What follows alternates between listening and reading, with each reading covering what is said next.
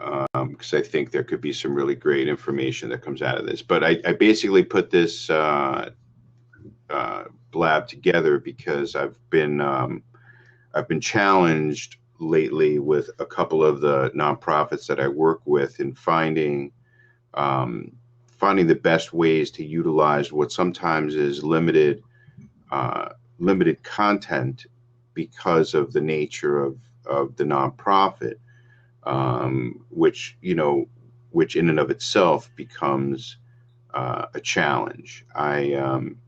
There's one nonprofit that I work with that deals with people who are suffering from a terminal illness, and we're recording video legacies for them. Okay. And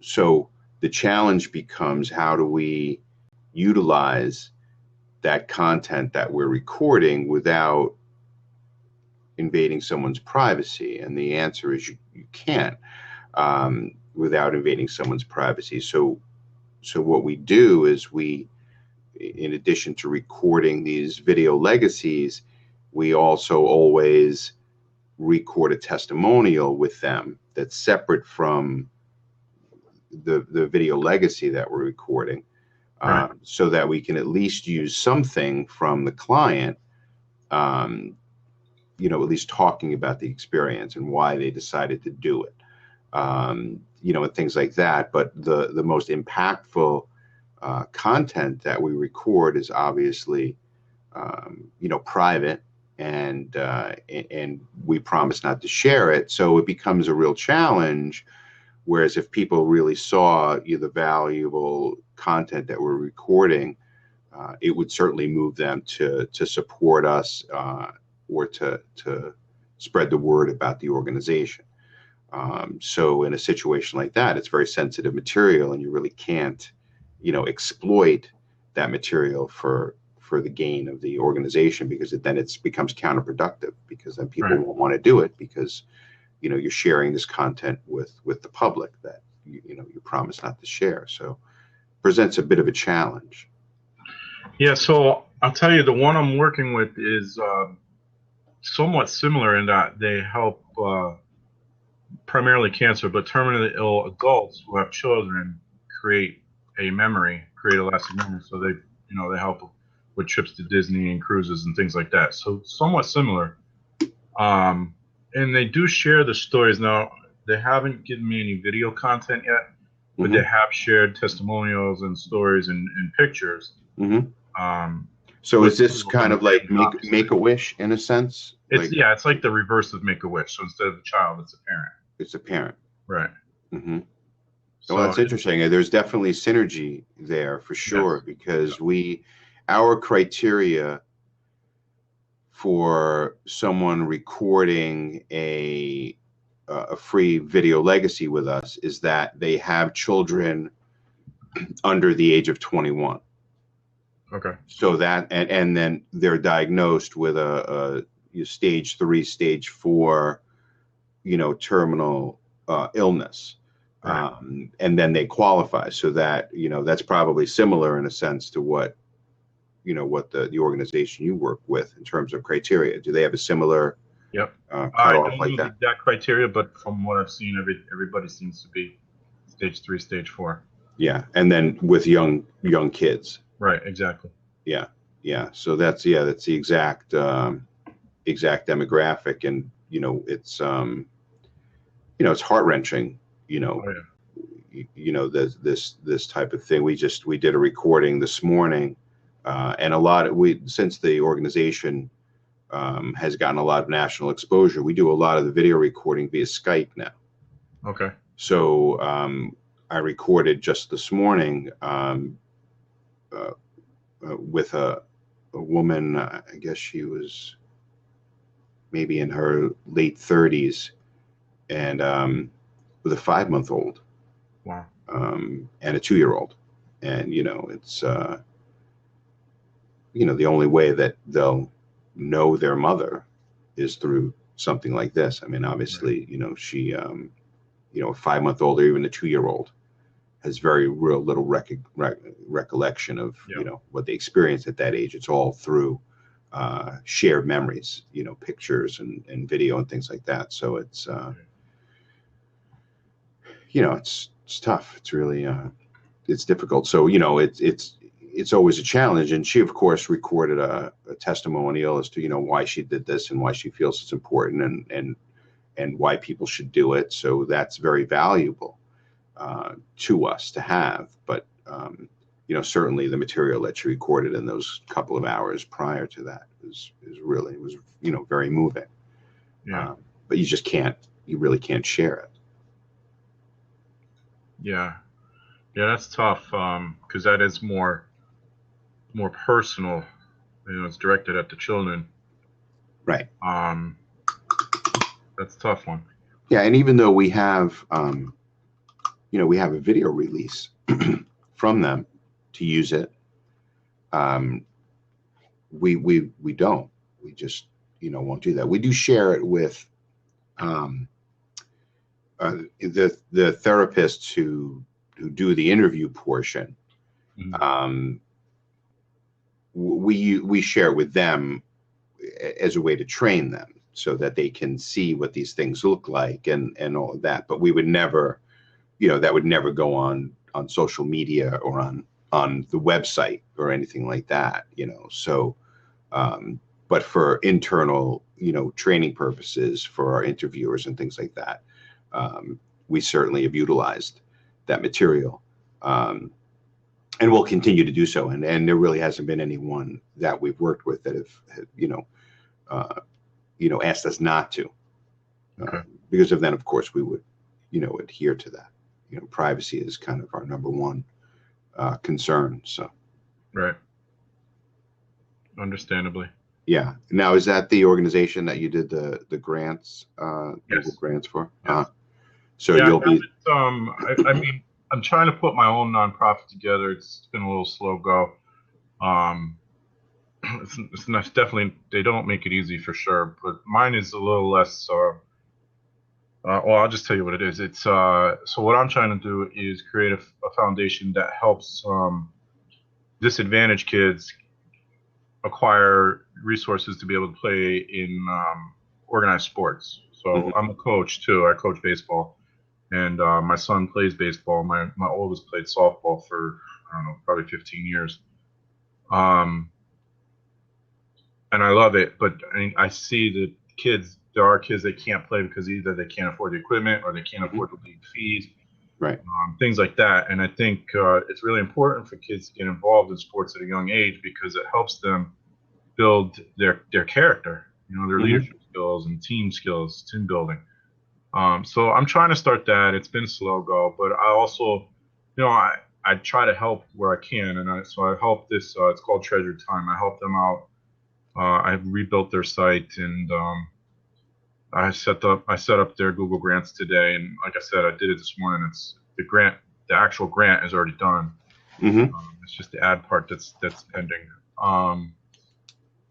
And a couple other things I've helped them with. I've tried to help out a few others, but I don't know if they're just concerned that they're going to be taken advantage of or what it is, but a lot of them are a little slow to accept the help for some reason. I was working with another one for a little while that they, whenever a large corporation upgrades their computers, they take the computers, refurbish them, and give them to kids families that can't afford them. Mm-hmm. So I was helping them out for a little while. But they've since changed leadership. So, do you think that maybe it's they think that there's some kind of catch involved that how could they just be getting this free money from Google? Like what do I have to spend money to get they could just think it's more of a a scam or Yeah. I don't know. I mean, because why would a nonprofit turn down that offer? And it could be that they're questioning the legitimacy of it. Yeah. But at the same time, yeah, it's Google. So can Google afford $10,000 a month? Yeah, no problem. That's a drop in the bucket for them. But Oh yeah, especially in in Google ads. I mean, it's just, Right. So they're just paying themselves. You know. yeah, there's no real, cost per se, Right. for them to do that, you know.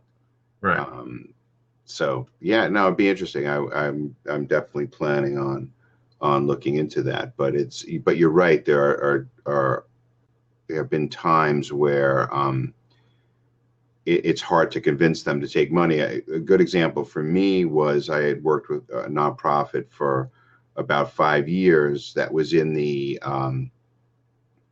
first responder, widows, and children's space. Okay. And eBay has what they used to call Giving Works, Okay. where you can register your nonprofit, and then when you do a transaction on eBay, you could either earmark a portion of the proceeds of your auction item to benefit the charity of your choice, or people can add a donation at the end of their transaction, okay, and donate to the charity of their choice, and the approved charity can then list items on eBay for sale where 100% of the proceeds could benefit the charity. It goes directly, and then there's no fees involved. Like eBay doesn't charge any fee. All of that is gone. So there was one month I remember that the charity, I don't know, someone must have, we were trying to track down what had happened, Mm-hmm. but they had like $30,000 in donations in one month. And so someone must have shared it, and then people, I don't think it was for listing of items, but must have, done a donation at checkout or something, but it was just this enormous amount of money for one month. Right. And then it went away, and then it went back to the same, $800 or $900 a month or whatever it was that it was generating. But we couldn't quite figure it out. But I've since left that position, okay. So I don't know if they're still utilizing it or not. But it's a great, I think eBay still does that. Yeah. They still have that. I think they call it something else now. Yeah, GoDaddy does something similar. Yeah, yeah. So it's it's worth exploring the different options. But again, if you have a client that's resistant to taking that help, that in and of itself becomes a challenge. And sometimes you're just not going to make any headway. Right. With that, so. But for me, it's just about helping out. So if I'm helping someone, that works for me. Yeah, and most nonprofits struggle with having enough money to stay operational, and a lot of it has to do with people not being aware of their existence. Mm-hmm. Because no matter what the economic times, people are always going to give, and it's just a matter of them being aware of what you do and your mission. And if they are, then there's a chance a portion of that will come your way. But I think that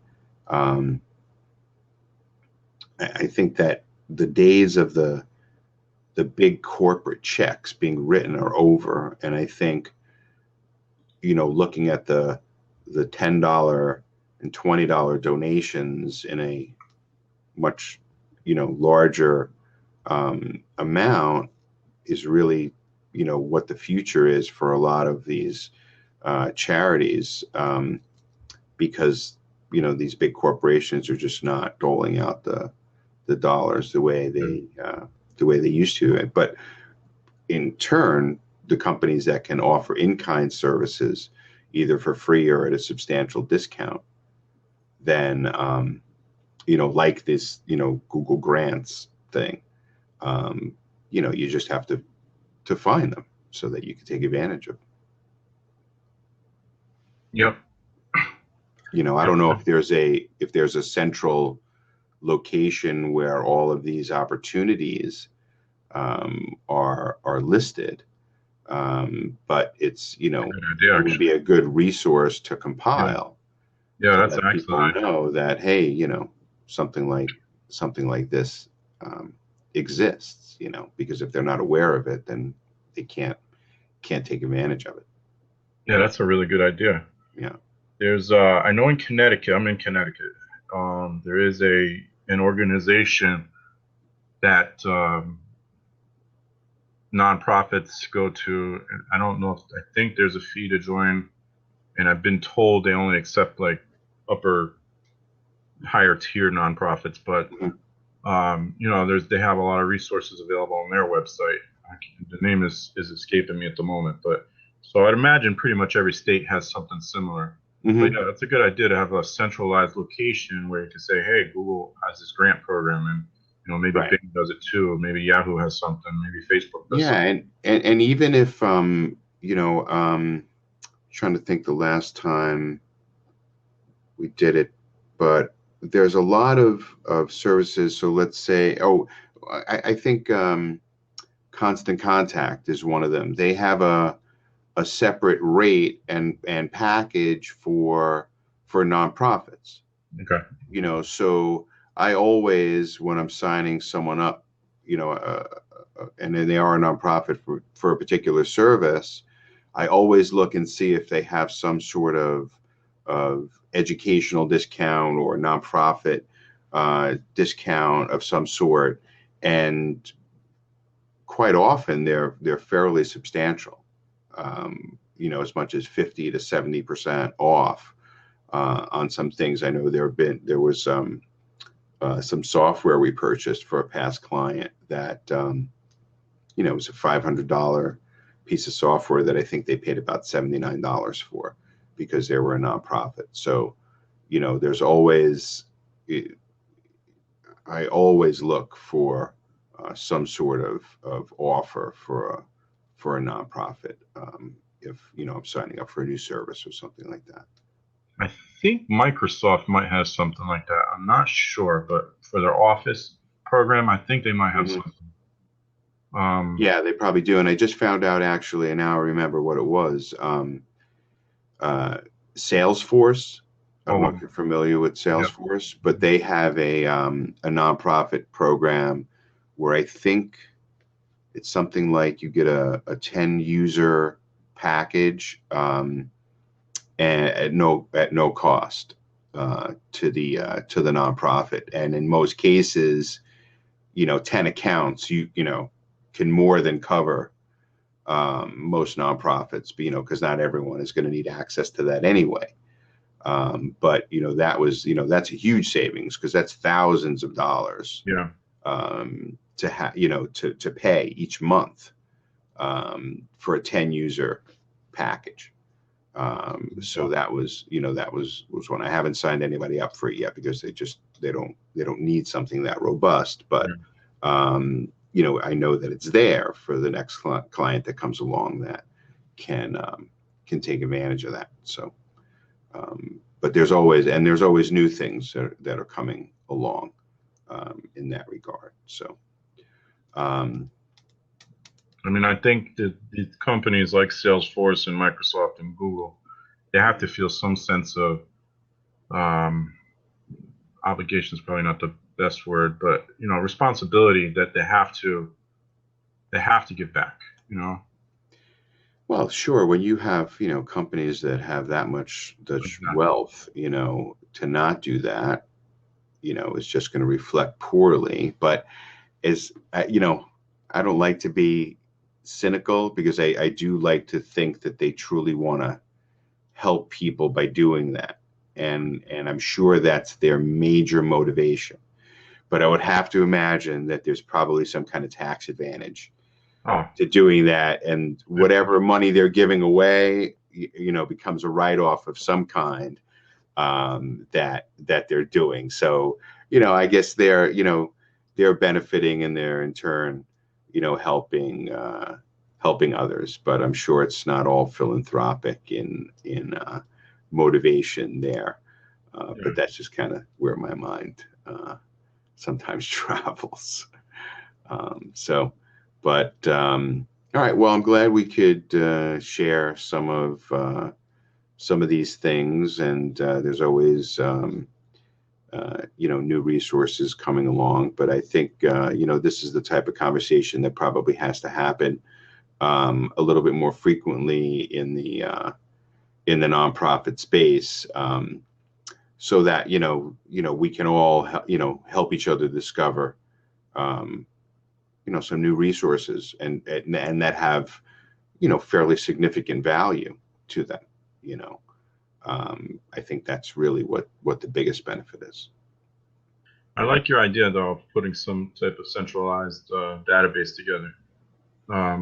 I think it would be helpful to, especially the smaller nonprofits that don't necessarily have the resources of, the Make-A-Wish and things like that. Right. Or even the team in place that could do the research, for that. Because, right. Oh yeah. Good point. Yeah. So, I'll keep that in mind. Maybe if I can scrounge up some free time, I can, I can undertake that. All right. Well, I'm following you, and it's been good. It's been good talking. Glad we could exchange some ideas, and hope to run into you again on Blab down the line. All right, Robert. Yeah, I think I've run into you once or twice, but thanks for having me on. It's good to talk about these things. It needs to be talked about. Absolutely. Okay. Thanks for sharing. Thanks, Robert.